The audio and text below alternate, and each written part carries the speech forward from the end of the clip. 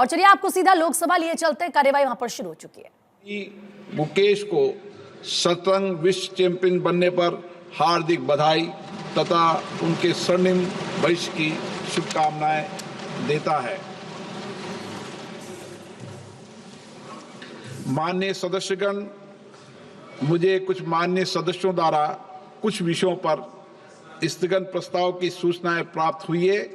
मैंने स्थगन प्रस्ताव की किसी भी सूचना के लिए आज अनुमति प्रदान नहीं की गई है।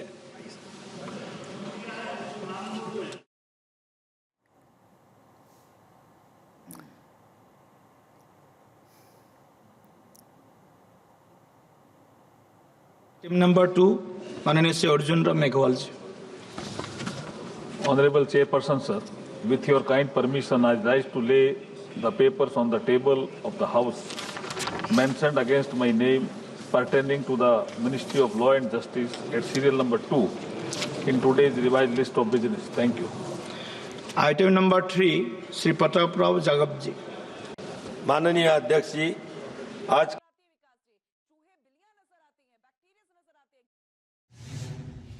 हम आपको दिखा रहे हैं लोकसभा में, क्योंकि इस वक्त कार्यवाही चल रही है और ऐसे में सबसे पहले आपने सुना मुकेश जी को बधाई दी गई है। जो विश्व चैंपियन वो बने हैं उसको लेकर उनको बधाई सदन में दी गई। और अब इसके बाद आज का दिन बेहद महत्वपूर्ण है, क्योंकि आज लोकसभा में संविधान पर चर्चा की जाएगी। सबसे पहले इसकी चर्चा की शुरुआत रक्षा मंत्री राजनाथ सिंह करेंगे।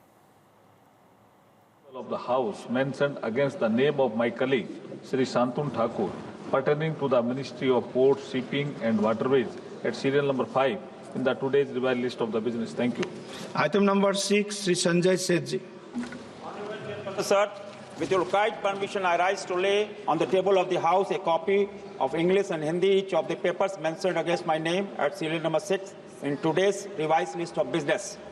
Item number 7, Shri Pabitra Margherita ji. Speaker, sir, with your permission, I rise to lay on the table of the House the papers listed against my name at serial number 7 in today's revised list of business. Thank you. Item number 8, doctor Sanjay Jaiswal ji. माननीय सभापति महोदय, मैं आज की कार्यसूची में मेरे नाम के सम्मुख यथा संकेतित प्राक्कलन समिति की सिफारिशों पर सरकार द्वारा की गई कार्रवाई दर्शाने वाले अंतिम विवरण के अंग्रेजी और हिंदी संस्करण की प्रति पटल पर रखता हूँ। Item number 9, doctor Faggan Singh Kulaste ji. महोदय, मैं आज की कार्यसूची के क्रम संख्या 9 पर अनुसूचित जातियों तथा जनजातियों के कल्याण संबंधी समिति का 4 से 9 नवंबर 2023 तक हती, दार्जिलिंग, सिलगुड़ी तथा 16 से 21 अक्टूबर 24 तक मुन्नार, कोची, बेंगलुरु, भुवनेश्वर के अध्ययन दौरे संबंधी प्रतिवेदनों की एक प्रति सभा पटल पर रखा हूँ।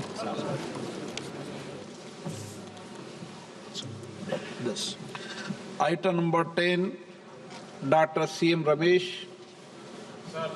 I wish to present the first report, Hindi and English versions of the Standing Committee on Railways as listed against my name at serial number 10 in today's list of business. Item number 11, Dr. C.M. Ramesh. Sir, I wish to lay on the table the statement Hindi and English versions of the Standing Committee on Railways as listed against my name at serial number 11 in today's list of business. Item number 12, Shri Sanjay Seth. Speaker, sir, with your kind permission, I rise to make a statement regarding the status of implementation of the recommendations contained in the second report of the Standing Committee of Defense and Demands for Grants 1920 on Army, Navy, Air Force and Joint Staff, demand number 1920 pertaining to the Ministry of Defense. Item number 13, Shri Arjun Ram Meghwal. Honorable Speaker, sir, with your kind permission, I rise to announce the government business during the remaining part of third session of 18th Lok Sabha will consist 1. Discussion and voting on the first batch of supplementary demands for grants for the year 2025, 2024 and 25, and introduction and consideration passing of the related appropriation bill. Number 2, consideration and passing of the following bills. Number 1, the readjustment of representation of scheduled tribe in assembly constituencies of State of Goa Bill 2024.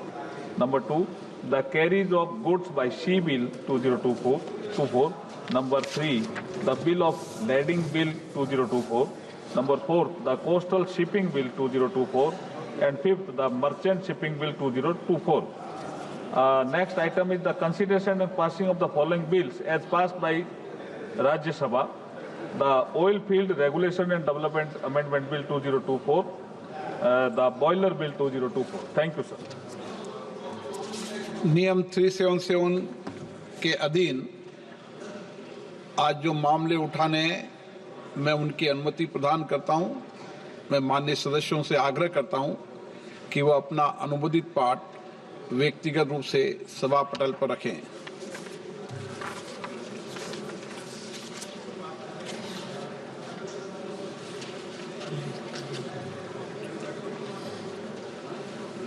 Bharat के संविधान सभा द्वारा आज अंगीकार किए के 75 वर्ष पूर्ण होने के उपलक्ष्य में सदन एक व्यापक चर्चा संवाद के लिए यहाँ एकत्रित हुआ है। ये हमारी गौरवशाली यात्रा बहुत महत्वपूर्ण अहम पड़ाव पे है। मैं सभी माननीय सदस्यों से आग्रह करूंगा कि इस चर्चा में हम सकारात्मक और एक प्रेरणादायक चर्चा हो, ऐसा मेरा आग्रह है। माननीय राजनाथ सिंह जी।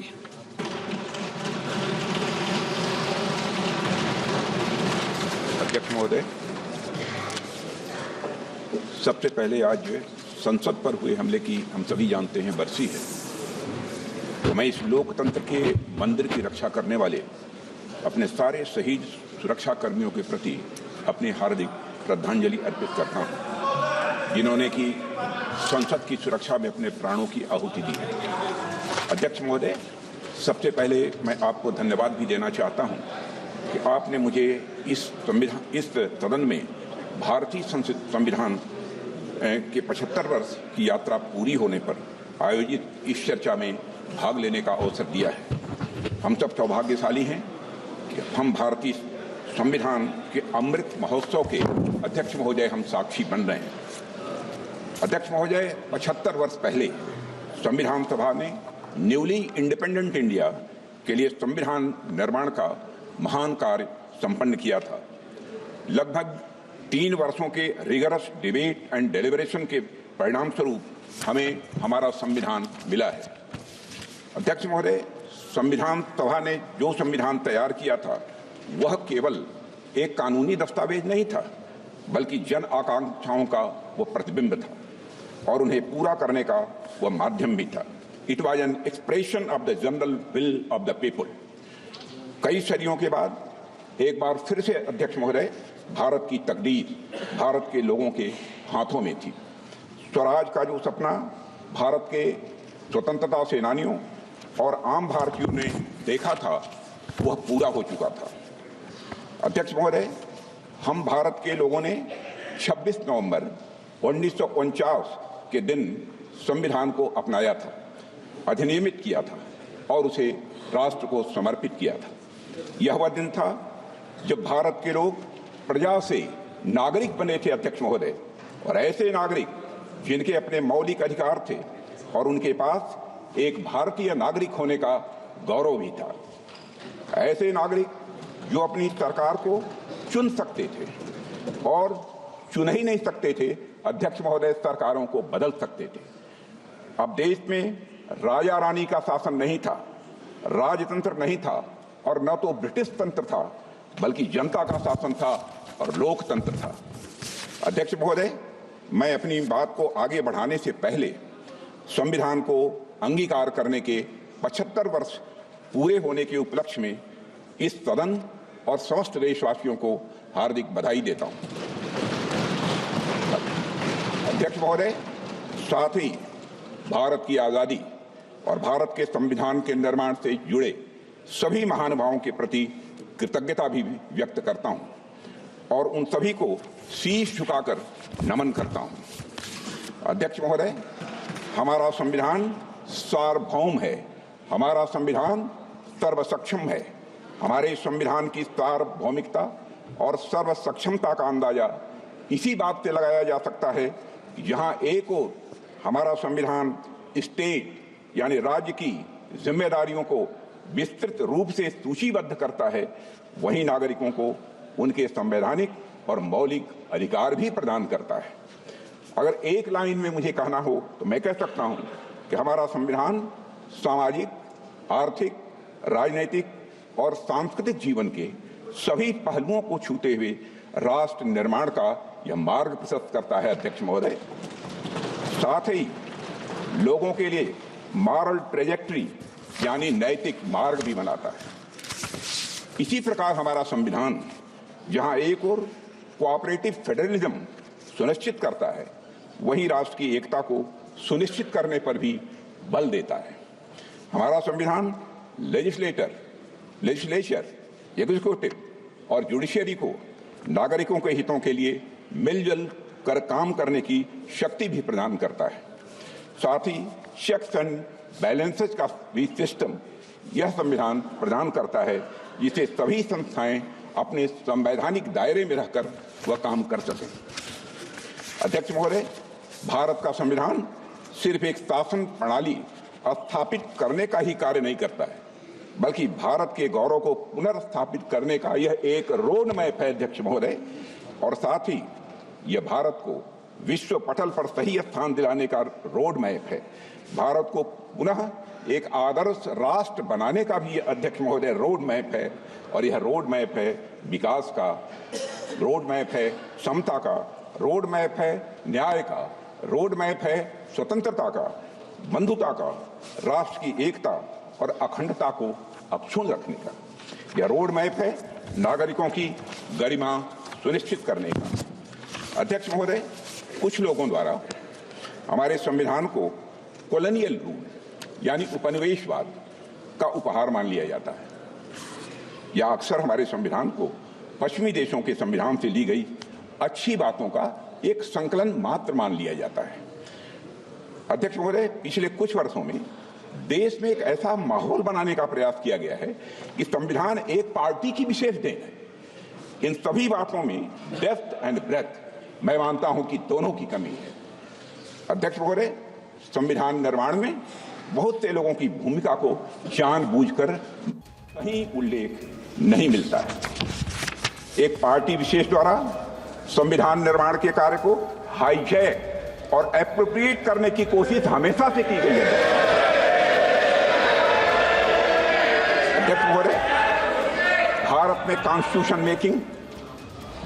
कॉन्स्टिट्यूशन मेकिंग से जुड़ी ये सब बातें लोगों से छिपाई गई हैं। इतिहास में जाने पर पता चलता है कि हमारे देश में इस बात पर व्यापक सहमत थी कि भारत का भविष्य किस तरह के कानून से निर्धारित हो। मैं आज यह स्पष्ट करना चाहता हूं अध्यक्ष महोदय कि हमारा संविधान किसी एक पार्टी की देन नहीं है। भारत का संविधान भारत के लोगों के द्वारा भारत के विचारों के साथ भारत के मूल्यों के अनुरूप बनाया गया एक अनपैरेलल्ड ट्रांसफॉर्मेटिव यह डॉक्यूमेंट है। अध्यक्ष महोदय, पश्चिमी सभ्यता में राज्य की अवधारणा नाइट वॉचमैन स्टेट की थी।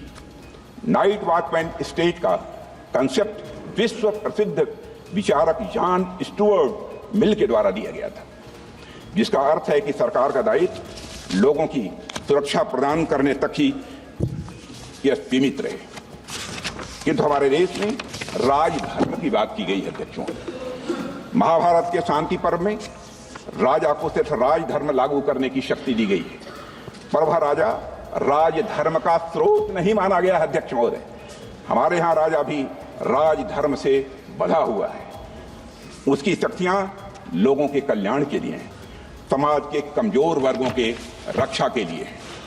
अध्यक्ष महोदय, हमारा संविधान कॉन्स्टिट्यूशनल मशीनरी के जरिए नागरिकों के कल्याण के लिए पूरी तरह से प्रतिबद्ध है।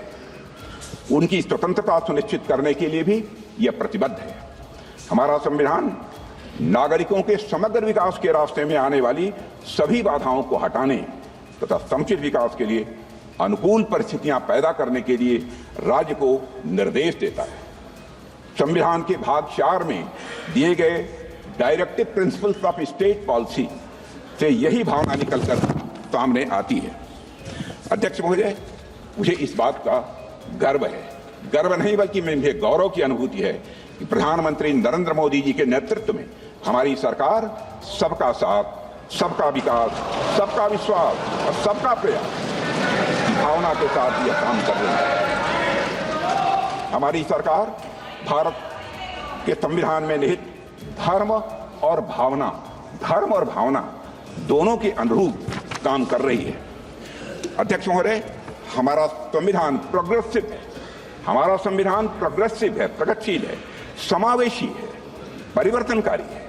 हमारे संविधान ने हमें एक ऐसे समाज के निर्माण का ब्लूप्रिंट दिया है जिसमें हर प्रकार से समाज में समरसता हो, सद्भाव हो और साथ ही समृद्धि भी हो। अध्यक्ष महोदय, जहां देश के शीर्ष पद को प्राप्त करने के लिए जन्म की पहचान मायने न रखती हो, यह है हमारा संविधान। जहां एक गरीब परिवार में जन्म लिया व्यक्ति भी प्रधानमंत्री बन सके, देश का और वह देश का राष्ट्रपति भी बन सके। संविधान क्रियान्वयन के कुछ वर्षों बाद ही संविधान की मूल भावना को ताक पर रख दिया गया था अध्यक्ष महोदय, लेकिन हमारी सरकार ने संविधान के मूल्यों को खुले और सच्चे मन से स्वीकार किया है। मुझे खुशी है कि हमारी सरकार संविधान की मूल भावना को केंद्र में रखकर जनहित के मार्ग पर तेजी से आगे बढ़ रही है। हमने गुलामी की मानसिकता को समाप्त करके भारतीय न्याय संहिता, भारतीय नागरिक सुरक्षा संहिता और भारतीय साक्ष्य अधिनियम जैसे नए कानूनों को पारित किया है। अध्यक्ष महोदय, हमारी सरकार ने समाज के सभी वर्गों और विशेषकर कमजोर वर्गों के लोगों को उनके समुचित विकास को अपना यह लक्ष्य बनाया है। रिफॉर्म, परफॉर्म और अध्यक्ष महोदय ट्रांसफॉर्म के हमारे संकल्प ने आज भारत को दुनिया की सबसे बड़ी अर्थव्यवस्थाओं की कतार में लाकर खड़ा कर दिया। अध्यक्ष महोदय, आज गरीब लोगों को प्रधानमंत्री आवास योजना की वजह से अपना पक्का मकान मिल रहा है। प्रधानमंत्री जन आरोग्य योजना के अंतर्गत गरीबों को मुफ्त इलाज मिल रहा है। प्रधानमंत्री गरीब कल्याण अन्न योजना के माध्यम से 80 करोड़ गरीबों को मुफ्त राशन की सुविधा दी जा रही है। हर घर में नल से जल पहुंच रहा है, हर घर में शौचालय बन रहे हैं। अध्यक्ष महोदय, हमारे देश में लगभग आधी आबादी महिलाओं की है। महिला सशक्तिकरण की दिशा में हमारी सरकार हर संभव प्रयास कर रही है। सामाजिक न्याय के संवैधानिक आदर्शों के अनुरूप विमेन डेवलपमेंट के साथ विमेन लेड डेवलपमेंट को सुनिश्चित करने के लिए हमने नारी शक्ति बंधन अधिनियम भी पास किया है और इससे राजनीतिक क्षेत्र की महिलाओं का प्रतिनिधित्व बढ़ेगा तथा उनका सशक्तिकरण भी यह सुनिश्चित होगा। इसी सोच के तहत अध्यक्ष महोदय, हमारी सरकार ने वर्ष 2018 में राष्ट्रीय पिछड़ा आयोग को संवैधानिक दर्जा दिया है। पहली बार आजाद भारत के इतिहास में आर्थिक रूप से कमजोर वर्गों की उन्नति के लिए साल 2019 में संविधान संशोधन किया गया है। इसके लिए हमने आर्थिक आधार पर 10% आरक्षण का अवसर प्रदान किया है इकोनॉमिकली बैकवर्ड क्लास के लिए। अध्यक्ष महोदय, समग्र और समावेशी विकास के ये सभी काम हमारे संवैधानिक मूल्यों और आदर्शों के यह जीवंत रूप हैं। हमारी सरकार ने न सिर्फ संविधान के मूल्यों को केंद्र में रखकर काम किया है, बल्कि संविधान को लेटर एंड स्पिरिट में बखूबी हमारी सरकार ने लागू किया है। अध्यक्ष महोदय, इस देश में एक ऐसा राज्य भी था जहां देश का संविधान लागू नहीं होता था, संसद के कानून भी पूरी तरह लागू नहीं होते थे। हमने वहां भी संविधान को पूरी तरह से लागू करके दिखाया है अध्यक्ष,